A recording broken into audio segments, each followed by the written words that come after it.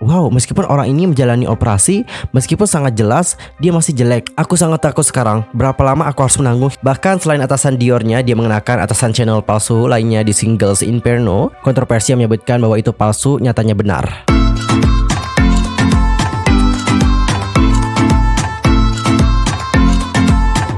Annyeonghaseyo, Chungidul, Yusul Kim Imnida, welcome back to my YouTube channel. Nah, gimana sih kabarnya hari ini? Bebek aja dong ya. Dan bagi kalian semua yang lagi dalam kondisi nggak bebek aja, keep fighting guys, don't give up. Nah, Cinggu spesial banget untuk hari ini kita akan ngebahas tentang topik-topik yang lagi hangat banget diperbincangkan oleh netizen Korea. Lalu apa sih yang sedang heboh mereka bicarakan? Wait, tahan dulu. Sebelum kita ngebahas tentang hal itu bersama-sama, pastikan dulu untuk tekan tombol subscribe, bunyi loncengnya, serta jangan lupa juga buat like, comment, and share kepada teman-teman yang lain. Dan berikut adalah pembahasan selengkapnya. Nah, untuk pertama kita akan mulai dulu membahas tentang seorang netizen Korea yang sudah membagikan bagaimana kehidupan gadis dalam tanda kutip jelek di Korea Selatan. Sebenarnya kalau kita menggunakan kata jelek agak kasar gitu gak sih? Mungkin kita bisa ganti dengan kata tidak cantik ya. Next, langsung aja kita baca bagaimana ceritanya bersama-sama. Oke, di komunitas online dia menuliskan kayak gini untuk judul, "Aku serius enggak bercanda, aku adalah wanita yang sangat jelek. Bisakah kamu mendengarkan ceritaku?" Oke, kita dengerin ya ceritanya bersama-sama. Aku melakukan kedua mata dan juga hidung saya. Maksudnya melakukan di sini adalah operasi plastik pada kedua mata dan juga hidungnya. Pekerjaan hidung saya tidak jelas sama sekali. Hidung saya awalnya pendek dan juga kecil. Saya juga melakukan operasi kelopak mata ganda, tetapi satu-satunya perbedaan yang saya lihat adalah garis ekstra. Which means di sini operasinya agak kurang perfect gitu nggak sih? Next, wajah aku juga cukup kecil, tapi bentuk wajah aku juga benar-benar hancur. Tulang pipiku telah berkembang sangat buruk dan dahiku juga udah sangat cekung.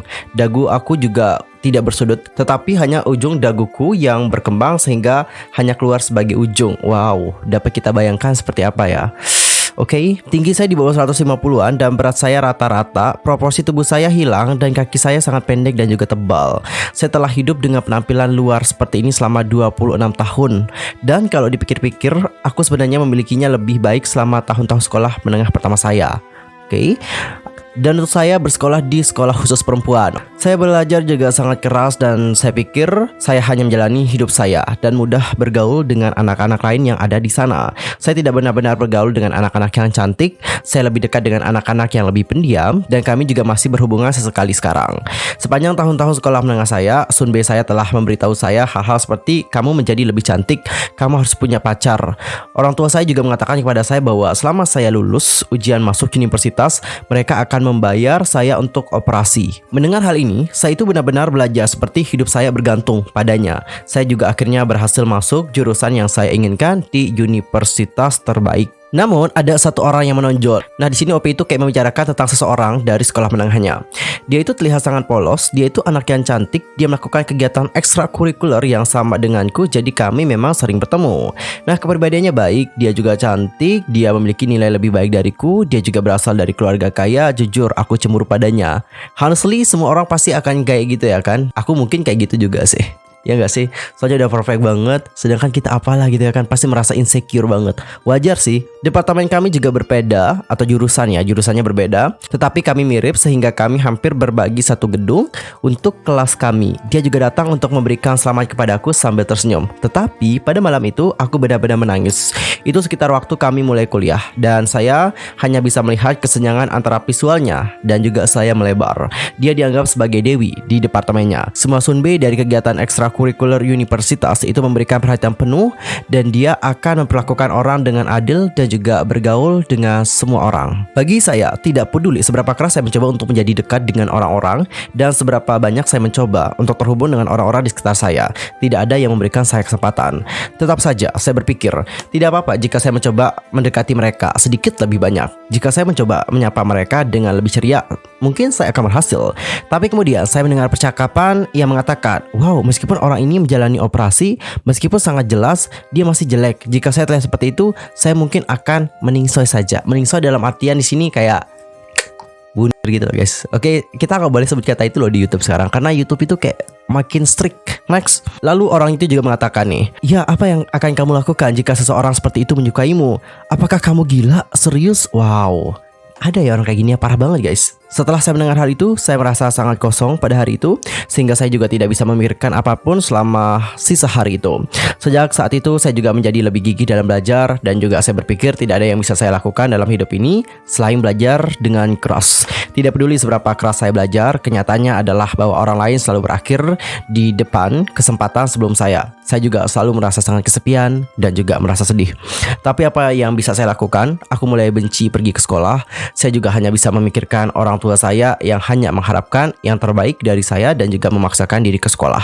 Saya juga mulai bertanya-tanya apakah saya lulus dengan spesifikasi yang luar biasa. Mungkin saya akan berhasil memasuki dunia kerja. Tapi Anda tahu apa? Penampilan kamu juga merupakan spesifikasi. Bahkan setelah saya melamar pekerjaan, kelusinan tempat, mereka tidak akan membawa saya. Tidak peduli seberapa keras saya mencoba, saya juga gagal dalam semua wawancara saya. Terus apa yang saya dapat? Pada akhirnya 1,5 tahun telah berlalu dan aku hanya melakukan pekerjaan paruh waktu di sana sini dan kembali tinggal di desa Goshiwon karena pegawai negeri tidak melihat wajahmu. Oh my god. Oke, sekedar untuk catatan saja atau untuk informasi saja, desa Goshiwon ini pada dasarnya adalah lingkungan kecil di dekat kota besar dengan sebagian besar asrama belajar. Dan OP juga mengatakan bahwa dia sedang mempersiapkan ujian pegawai negeri, jadi dia juga kembali untuk belajar di kehidupan asrama. Oke. Namun beberapa waktu lalu saya juga semakin penasaran saat menyusuri jalan, kenangan dan juga membuka Facebook saya. Saya akhirnya melihat Facebook orang itu. Dia juga sedang menyelesaikan gelar masternya di Eropa dan dia juga berkeliling dunia. Dia juga menemukan pacar dengan kompetensi yang baik, tinggi dan juga tampan. Dia memiliki banyak teman dan juga tersenyum cerah. Pada saat itu saya hanya melihat diri sendiri dan mendapati diri saya sangat menyedihkan. Semua teman saya meninggalkan saya. Saya juga melakukan pekerjaan paruh waktu dan mencoba untuk menghemat uang apapun yang saya miliki untuk tinggal di Goshiwon, tempat saya tinggal yang hanya beberapa piong besar sambil mempersiapkan ujian. Masa kecil saya juga mati karena saya terlalu fokus pada apa yang diharapkan orang tua saya dari saya. Saya juga tidak pernah bisa melakukan perjalanan, mengalami romansa dan juga menjalani gaya hidup budaya yang normal sekalipun. Lalu kenapa dia bisa mendapatkan semua itu?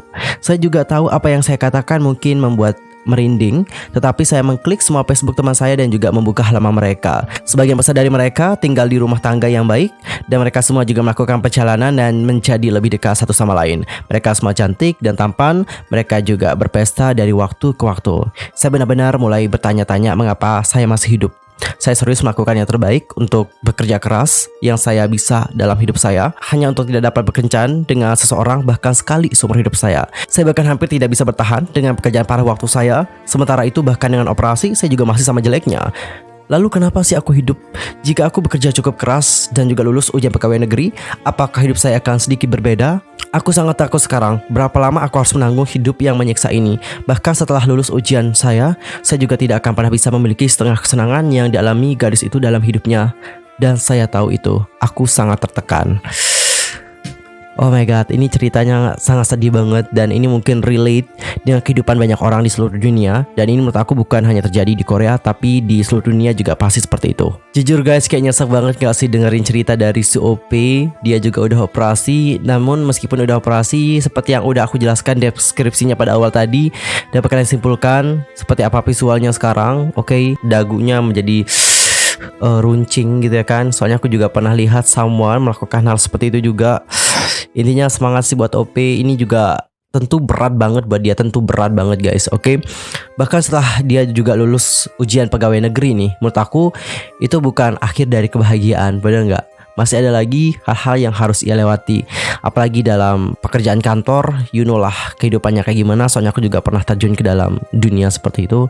Jadi aku tahu betul bagaimana kita saat bekerja di kantor. Jadi emang ini tuh bukan the last gitu loh. Masih banyak lagi perjalanan yang harus dilewati. Intinya keep fighting ya buat Nunanya. Dan cego, gimana pendapat kalian tentang hal yang satu ini? Langsung saja sampaikan di kolom komentar. Dan sekarang kita akan masuk ke topik yang kedua, yaitu tentang YouTuber terkenal dari Korea Selatan. Dia ini juga merupakan selebgram dan kemarin menjadi viral, alias juga lagi naik banget namanya, dikarenakan ikut dalam program Single Inferno. Oke, kalian itu pasti tahu siapa yang dimaksudkan. Ya, siapa lagi kalau bukan Zia. Dan sekedar untuk informasi saja, Zia ini seringkali dibilang mirip dengan Jennie dan juga Wonyoung dari Aibe. Dan bahkan dia kalau nggak salah pernah bertemu sama Wonyoung di kehidupan nyata. Oke, mereka pernah bertemu guys. Karena mungkin pada saat itu banyak juga yang bilang mereka mirip dan pada akhirnya mereka bertemu gitu.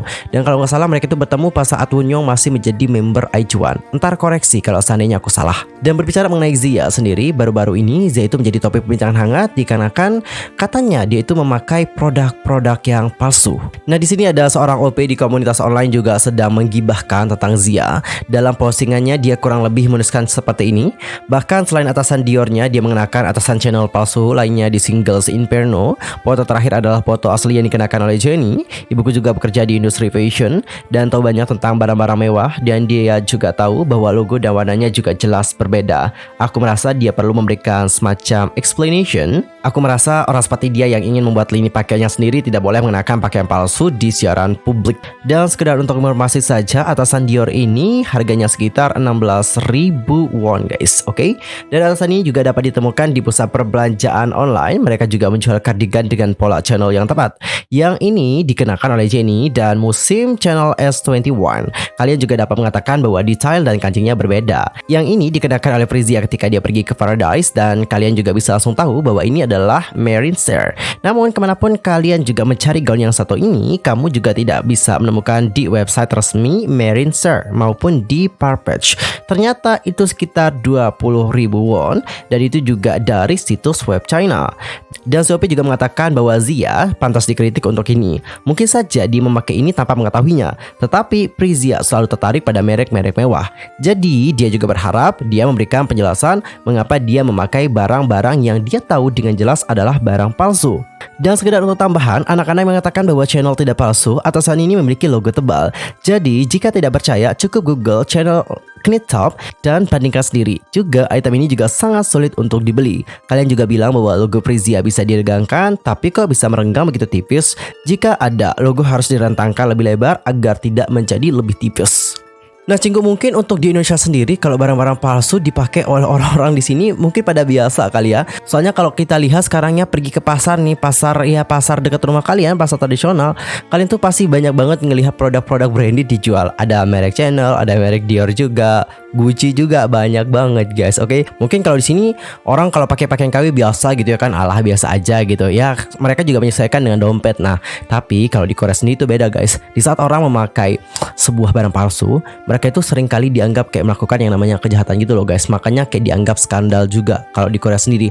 Kalian udah nonton nggak? Kalian udah sering nggak sih nonton film-film Korea atau drama Korea? Aku pas saat nonton di sana aku melihat bahwa mereka itu menganggap bahwa hal ini tuh adalah masalah yang serius loh guys. Di saat ada orang yang mengenakan barang palsu, itu akan menjadi sebuah problema dan orang itu pasti akan dikritik habis-habisan. Dan berikut adalah komentar-komentar dari netizen Korea. Langsung aja kita baca bersama-sama. Untuk komentar yang pertama, seperti yang dapat kalian lihat, dia mengubah namanya, memasukkan konsep sendok emasnya. Apartemennya di Trimage dimiliki oleh perusahaannya, dan dia saat ini sedang bersiap untuk menjadi selebriti di bawah agensi tersebut.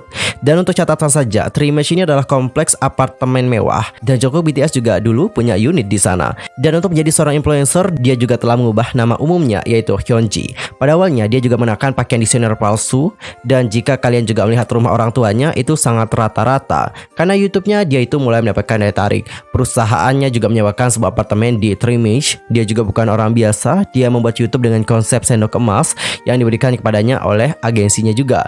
Dia juga mengatakan bahwa pekerjaan ayahnya adalah menjadi dokter gigi, tetapi itu palsu. Dan Zia juga menjalani gaya hidup sendok emasnya, tetapi salurannya tampak beroperasi secara eksklusif untuk orang-orang Tiongkok. Next ke komentar yang berikutnya, Hul Debak ini sangat menarik. Bagaimana dia bisa memakai pakaian palsu di siaran? Dia agak stupid. Melihat komentar ini, sepertinya tidak apa-apa jika memakai pakaian palsu di sekitar. Mata tajam wow dari seorang OP untuk barang-barang mewah sangat mengesankan. Iya ya, matanya sangat jeli banget loh guys. Oke, apalagi kalau ketemu dalam dunia nyata kali ya, matanya kayaknya lebih jeli. Ini baru di sosial media aja dia itu sudah memperhatikan seberapa detail barang-barang yang dikenakan oleh seseorang selebriti. Apalagi dalam real life ya, nggak kebayang sih detailnya kayak gimana. Next, saya kaget dia memakai baju palsu, tapi aku juga lebih kaget dia itu sudah punya perusahaan bahkan sebelum dia memulai saluran YouTube-nya. Saya pikir dia adalah orang biasa, tapi dia selebriti yang dibuat-buat. Aku juga awalnya sih mikir gitu. Aku kiranya dia itu cuman influencer biasa gitu loh guys. Maksudnya kayak nggak punya agensi gitu loh. Tapi ternyata punya agensi juga ya. Oke, I see about that. Oke, untuk komentar yang keenam, ini fakta ya. Dia berada di jurusan musik vokal di Sekolah Tinggi Seni Busan dan rumah tangganya juga sangat rata-rata. Semua orang berpikir bahwa karena dia di bidang seni, keluarganya pasti kaya. Tetapi ketika datang ke keuangan untuk menghadiri sekolah menengah atas Busan Seni, kalian juga dapat melakukannya dengan sedikit beban jika kamu berada di kelas menengah, termasuk untuk biaya sekolah, biaya pelajaran, biaya bus sekolah jika kalian mungkin tinggal jauh, biaya rekrutmen untuk pertunjukan dan lain-lain. Saya merasa strip, kita sensor kata-katanya. Saya merasa lucu ketika anak-anak yang tidak tahu apa-apa pergi ke departemen seni. Wow. Jadi saya pun meninggalkan komentar ini. And the last komentar, saya tidak berpikir bahwa orang-orang menyadari mengapa memakai pakaian palsu di siaran atau di YouTube juga bermasalah. Sebenarnya banyak sekali anak-anak yang jelas memakai baju palsu di Insta dan melakukannya dengan percaya diri. Serius, ketika saya menonton Prizia di Solo Inferno, saya pikir semua yang dia kenakan adalah nyata meskipun saya meragukan atasan Diornya. Dan cinggu, setelah kontroversi ini makin membesar, Zia di sini tidak tinggal diam dan pada akhirnya dia juga sudah buka suara. Dan berikut adalah permintaan maaf dari Jia, langsung aja kita baca bersama-sama. Halo, aku Song Jia. Pertama-tama, aku mohon maaf kepada semua orang yang telah kecewa dan juga terlukakan aku. Dan aku juga ingin berbicara dengan jujur tentang postingan barang mewah yang jadi kontroversial saat ini. Saat ini ada kontroversi tentang beberapa pakaian yang aku kenakan di Singles Inferno. Kontroversi yang menyebutkan bahwa itu palsu, nyatanya benar. Maafkan aku. Aku minta maaf sekali lagi atas semua situasi yang terjadi karena pelanggaran dan juga ketidakpedulianku terhadap hak cipta. Sebagai orang yang memiliki impian tentang dunia brand, aku akan merenungkan hal-hal yang kontroversi ini. Aku juga akan melakukan dengan lebih hati-hati agar ini tidak terjadi di masa depan. Aku juga telah menghapus semua konten yang telah dipublish. Aku juga akan meminta maaf kepada brand yang citranya telah rusak karena aku. Aku juga minta maaf kepada semua orang, termasuk para penggemar yang terluka, para pelanggan dan juga staf brand. Dan aku akan lebih bertanggung jawab di masa depan. Terima kasih telah membaca tulisan panjang ini. Well, cinggu, itu adalah permintaan maaf dari Song Jia, ya kan? Oke, jadi di sini dia tuh mengakui bahwa itu memang barang palsu. Dan well, gimana pendapat kalian tentang hal yang satu ini? Langsung saja sampaikan di kolom komentar. Sekali lagi thank you udah nonton video aku untuk hari ini. See you next time. Thanks for watching. Annyeong. Kamsahamnida. Goodbye.